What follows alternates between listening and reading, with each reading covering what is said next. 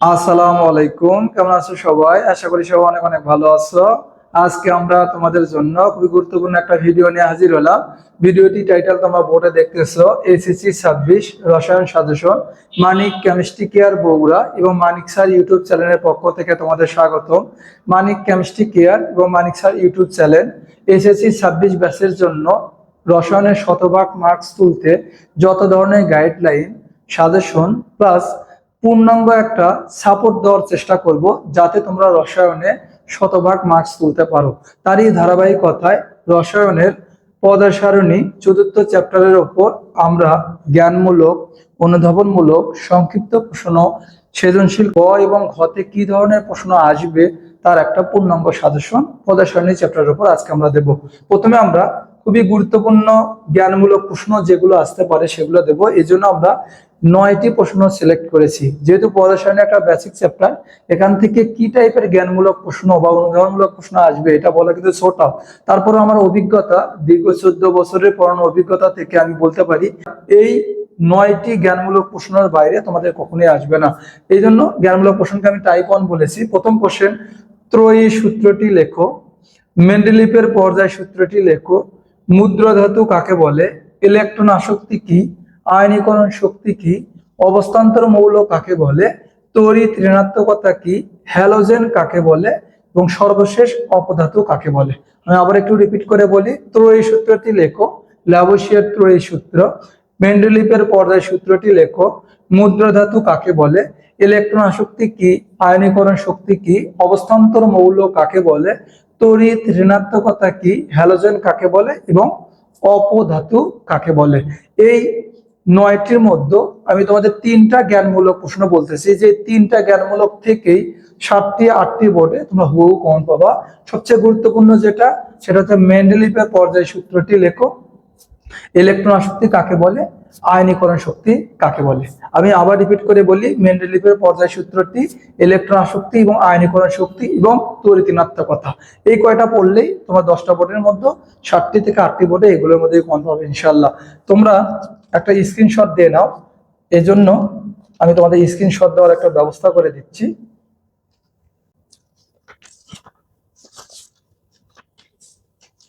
তোমরা স্ক্রিনশট দাও। 1 2 3। আশা করি তোমরা স্ক্রিনশট দিতে পেরেছো।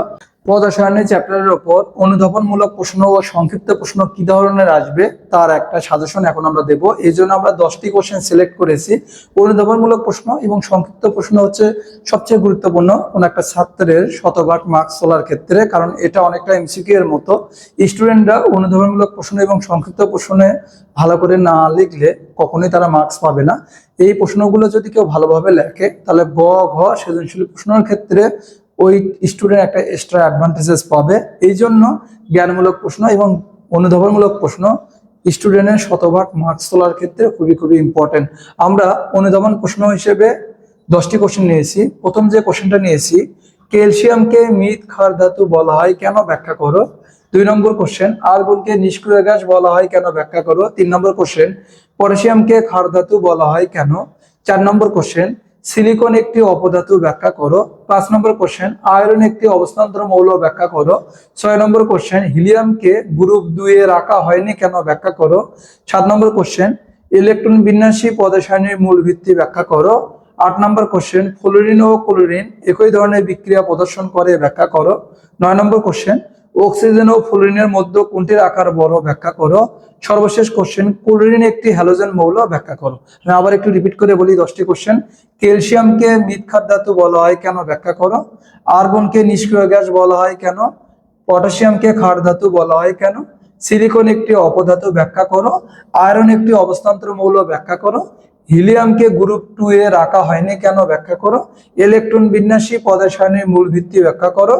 ফ্লোরিন ও ক্লোরিন একই ধরনের বিক্রিয়া প্রদর্শন করে, ব্যাখ্যা করো। অক্সিজেন ও ফ্লোরিনের মধ্যে কোনটির আকার বড়, ব্যাখ্যা করো। ক্লোরিন একটি হ্যালোজেন মৌল, ব্যাখ্যা করো। এই 10টি অনুধাবনমূলক প্রশ্ন থেকে আমাকে যদি বলো যে কোন কোশ্চেনটা বোর্ড পরীক্ষা আসবে, তাহলে আমি বলবো তোমরা 3টা কোশ্চেন খুবই গুরুত্বপূর্ণ। এই 3টা কোশ্চেন পড়লেই তোমরা 10টি বোর্ডের মধ্যে 7 থেকে 8টা বোর্ডে অবশ্যই কমন পাবা। সেটা হচ্ছে ক্যালসিয়ামকে মৃৎ ক্ষার ধাতু বলা হয় কেন? আমরা জানি গ্রুপ 2 এর মৌলগুলোকে মৃৎ ক্ষার ধাতু বলা হয়, তা বলতে পারি ক্যালসিয়ামকে মৃৎ ক্ষার ধাতু বলা হয় কেন, ব্যাখ্যা করো। 2 নম্বর কোশ্চেন, আর্গনকে নিষ্ক্রিয় গ্যাস বলা হয় কেন? আর্গন হোক, হিলিয়াম হোক, নিয়ন হোক, এই ধরনের কোশ্চেনগুলো আসতে পারে, খুবই গুরুত্বপূর্ণ। এছাড়াও গ্রুপ 1 এর মৌলগুলোকে ক্ষার ধাতু বলা হয়, বিশেষ করে পটাশিয়ামকে ক্ষার ধাতু বলা হয় কেন? খুবই খুবই গুরুত্বপূর্ণ। এছাড়াও এই প্রশ্নটা তোমরা একটু দেখো, অক্সিজেন ও ফ্লোরিনের মধ্যে কোনটির আকার বড়, ব্যাখ্যা করো। আশা করি অনুধাবনমূলক প্রশ্ন এর বাইরে আসবে না। তারপরও তোমরা একটা স্ক্রিনশট দিয়ে নাও, তোমাদের জন্য একটা স্ক্রিনশটের ব্যবস্থা করে দিচ্ছি। তোমরা একটা স্ক্রিনশট দিয়ে নাও। 1 2 3, আশা করি তোমরা স্ক্রিনশট দিয়েছো। এখন আমরা খুবই গুরুত্বপূর্ণ সৃজনশীল প্রশ্ন নিয়ে আলোচনা করব। সৃজনশীল প্রশ্ন হিসেবে পদের সামনে থেকে আমরা 3টি প্রশ্নকে সিলেক্ট করেছি। এই 3টি প্রশ্নের মধ্যেই সৃজনশীল প্রশ্ন অবশ্যই তোমরা কমন পাবে। প্রথম যে সৃজনশীলটি, মৌলের পর্যায়বৃত্তের ধর্ম। পর্যায়বৃত্তের ধর্ম হিসেবে 3টা টপিক আমাদের জন্য খুবই গুরুত্বপূর্ণ। একটা হচ্ছে পরমাণুর আকার, আয়নীকরণ শক্তি এবং ইলেকট্রন আসক্তি। 2 নম্বর কোশ্চেন, পদার্থ সারণীর একই গ্রুপের মৌলগুলো একই রাসায়নিক ধর্ম প্রদর্শন করে কেন? এটা আমাদের জন্য খুবই গুরুত্বপূর্ণ গড় জন্য। এবং ইলেকট্রন বিন্যাসের সাহায্যে মৌলের গ্রুপ ও পর্যায় নির্ণয়। আমি আবার একটু রিপিট করি, মৌলের পর্যায়বৃত্ত ধর্ম, পরমাণুর আকার, আয়নীকরণ শক্তি এবং ইলেকট্রন আসক্তি, এই 3টা নিয়ে আমরা ডিটেইলস পড়বো। 2 নম্বর কোশ্চেন, পদার্থ সারণীর একই গ্রুপের মৌলগুলো একই রাসায়নিক ধর্ম প্রদর্শন করে কেন? এটার ব্যাখ্যা। ইলেকট্রন বিন্যাসের সাহায্যে মৌলের গ্রুপ ও পর্যায় নির্ণয়। এই 3টা কোশ্চেনের মধ্যে যদি আমাকে বলো যে কোন প্রশ্নটা অবশ্যই আসবে, আমি তোমাকে বলবো পর্যাবৃত্তের ধর্মের মধ্যে পরমাণুর আকার এবং আয়নীকরণ শক্তি অবশ্যই আসবে। এবং বাংলাদেশের 10টি বোর্ডের মধ্যে অবশ্যই 7টি বোর্ডে কমন পাবা পরমাণু আকার এবং আয়নীকরণ শক্তি নিয়ে। এছাড়া ইলেকট্রন বিন্যাসের সাহায্যে মৌলের গ্রুপ এবং পর্যায় নির্ণয়, বাংলাদেশের 10টা বোর্ডের মধ্যে 5টা বোর্ডে অবশ্যই কমন পাবা। তোমরা স্ক্রিনশট দিয়ে নাও। 1 2 3, আশা করি তোমাদের স্ক্রিনশট দেওয়া হয়ে গেছে।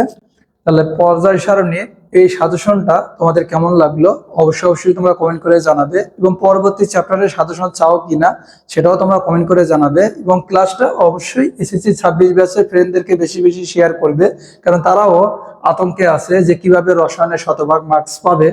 তোমাদের পরবর্তী ক্লাস দেখার আমন্ত্রণ জানিয়ে আজকে এইটুকুই। এতক্ষণ সঙ্গে থাকার জন্য তোমাদেরকে অসংখ্য ধন্যবাদ। All the very best.